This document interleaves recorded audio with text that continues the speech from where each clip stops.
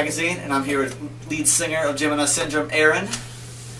I'm going to ask him some questions, some one-on-one time. Let's start with, what does Gemini Syndrome stand for? Literally, Gemini is the twins of the zodiac. It represents duality. And a syndrome is a collection of traits or qualities. Syn in Greek means to come together. Nice. To combine. So you're combining or balancing the polar opposites of existence, I guess. Balancing good and evil. Yeah, more or less. I dig it. I always took it as everyone has a syndrome too, which I like that. That's true too. I mean, that is part of the balance of it. Yes. Everybody has their issues, and whether good or bad, we all have the same typical experiences of positive. Even the song "Pleasure and Pain" is really about that. About having good experiences, bad experiences in your life, and trying to weigh those two so that you have a decent time here. Nice. Okay. And how did you guys get together as a band? The five of us had all migrated to Los Angeles at different times, but around the time the band formed, we were all kind of looking for a new thing to do, looking for a similar goal, something we could really all dive into head first, 100%. And it happened very quickly, the way that we all, it was a very quick process between meeting and then moving in together and then just rehearsing every day to touring. It was full steam ahead. You're on Warner Brothers Records, so it worked out, obviously. Sure did. Yeah. What bands did you grow up listening to? A wide variety. I mean, I grew up playing classical and jazz piano, and then got into, in my early teens, was exposed to the grunge scene, Nirvana and Soundgarden, Alice in Chains. And a friend of mine, his older brother was in a band. He thought that was super cool. I'd been playing piano for 10 years at that point, and I got into guitar. They started teaching me guitar, and that led into, I grew up big into Pantera, Tool, Typo Negative. A little mixture of everything. Yeah, but even on the other spectrum too is one of my first CDs. The first CD I ever got, I stole from my sister, was Dr. Dre's The Chronic, and the other one was Stone Temple Pilots' Core. Nice. So it kind of set a guideline for where I was going to go. Happy medium. But I got into death and black metal for quite some time. I got into deep house and deep trance. I got into folk like Elliott Smith, Jeff Buckley, more industrial, Fear Factory's industrial metal, but even Project Pitchfork and off the wall kind of stuff like that. Imogen Heap in the pop world, I listen to everything. A little bit of everything. What is your favorite song to play live? Depends on the day. Oh, nice. Depends how I'm feeling. Depends on my mood. Sometimes it's Pleasure and Pain, because that's the real heavy in your face one. Sometimes it's on this run we've been doing headline runs. We've been playing a wider variety of our tunes off the record. I'm really in love with Take This and Morning Star. More kind of mellow, I guess, comparatively. Morning Star's my favorite song off the album, by the way. I think it's my favorite song on the record. And that little intro into that and your outro. Yeah. Fucking love it. Thank you. I don't know, it's one of those things it gets stuck in your head. I just want to put it on repeat. That was definitely my heart and soul in that. So there's a lot of emotion tied to it. So that's one of my favorites too. Nice.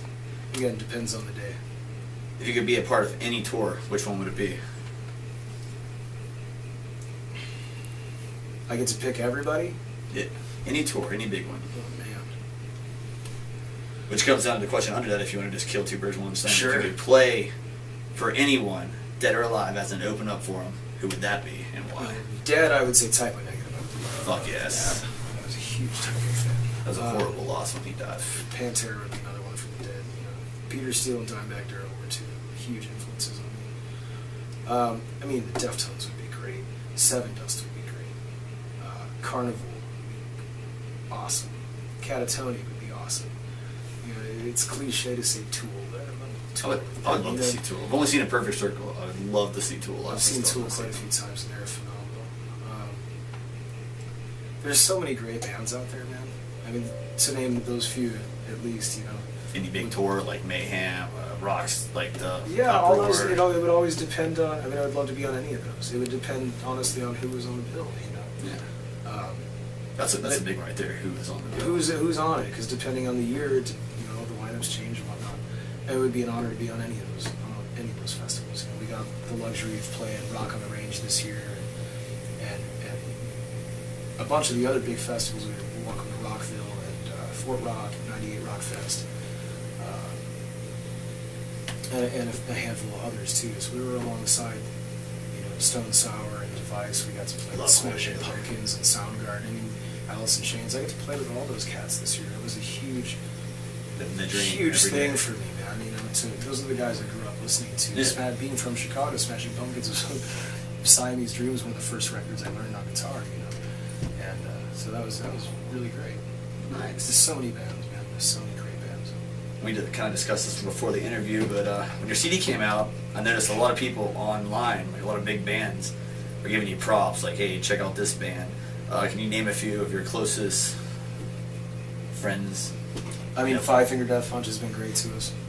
They took us out. We were just out with them for 6 weeks. Did a U.S. and Canada tour. So the Five Finger guys are like family to us now. Nice. Korn has thrown down for us and thrown us up on their Facebook and stuff. And they've been really great to us too. We did a show with them on the Five Finger Run down in Texas. Man, that was a great show. Asking Alexander was on it. It was a great show. Drowning Pools helped us out. But there's a ton of bands.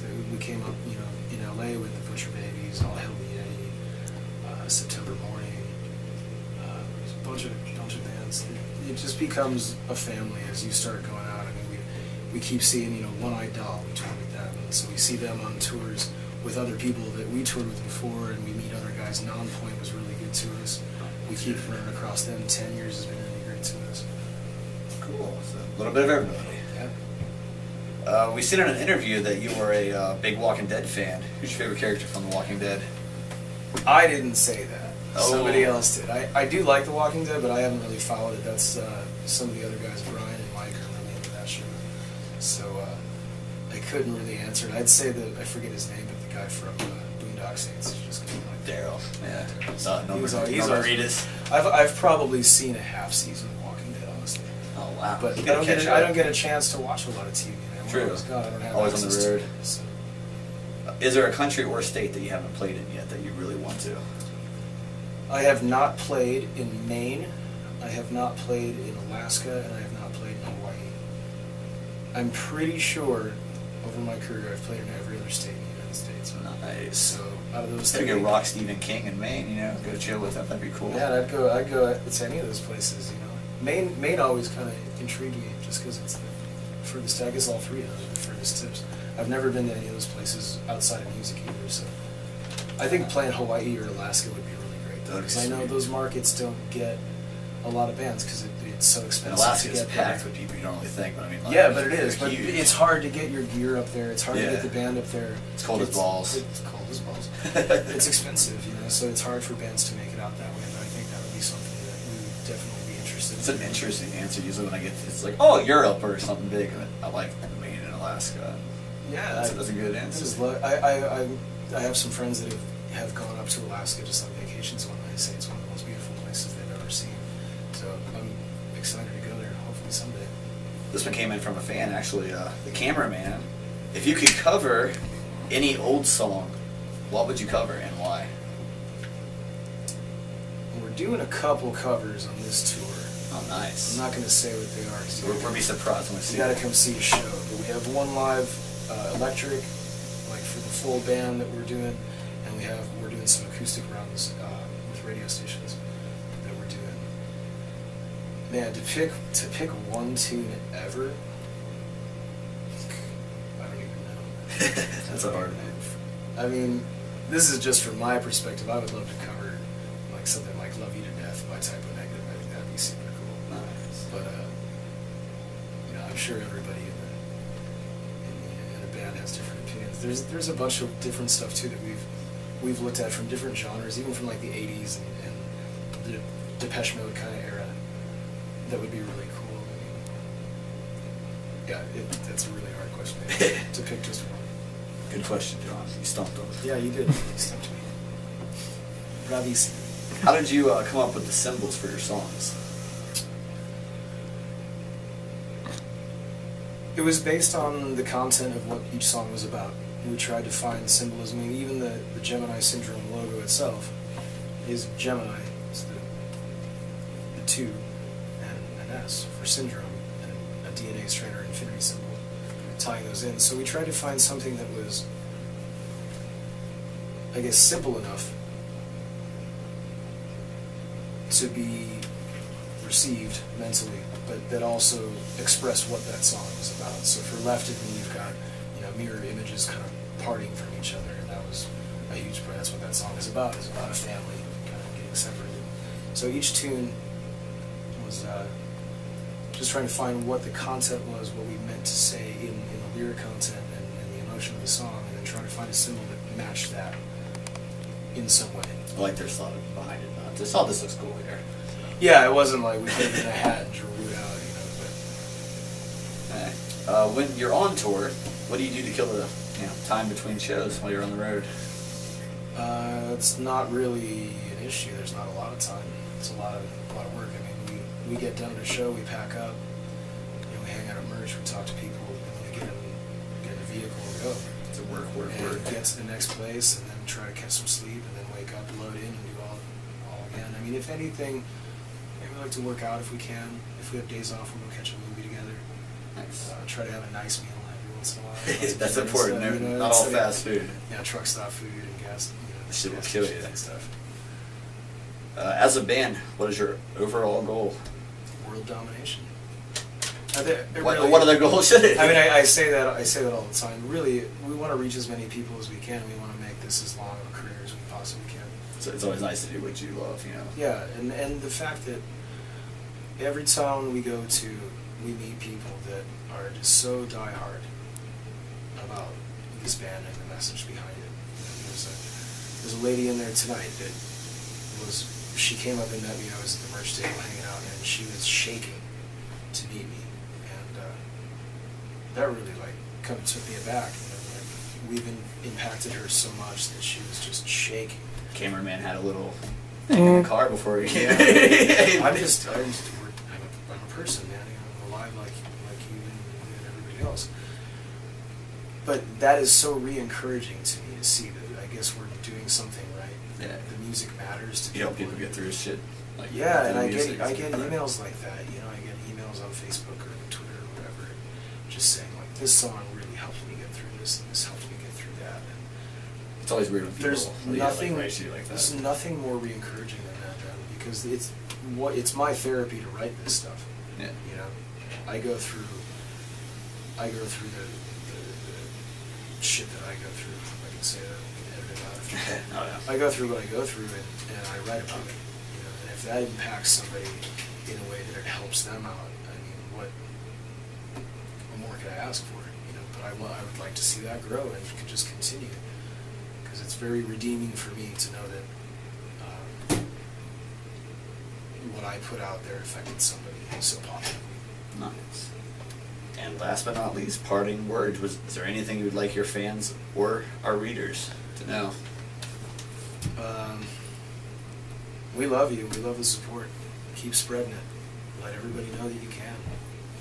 That's how this stuff grows. That's how this art transfers to people, is by telling your story. Like, this band affected me this way.